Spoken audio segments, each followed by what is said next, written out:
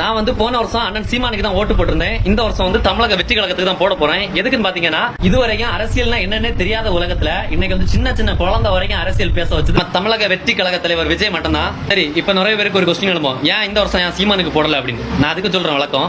போன வருஷம் ஓரளவுக்கு அண்ணன் பேசுனதுன்னு எல்லாருக்குமே பிடிச்சிருந்து அதனால போட்டிருந்தேன்.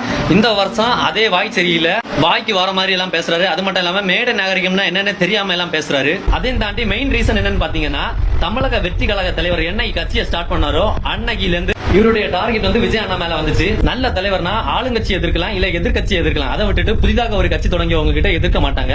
அதுல இருந்து அவங்க மேல வச்ச மதிப்பு மரியாதை எல்லாமே போயிடுச்சு. மெயினா ஒண்ணு சொல்லணும், தமிழக வெற்றி கழக கொள்கை என்னன்னு சொல்லி கொஞ்சம் படிப்பறிவு இல்லாதவங்க தான் கேட்டானுங்க. படிப்பறிவு உள்ளவங்களுக்கு எல்லாருமே தெரியும். அவங்களுக்கு இதுல கொடுத்துருக்கேன் பாருங்க. சரி, என்ன கொள்கை?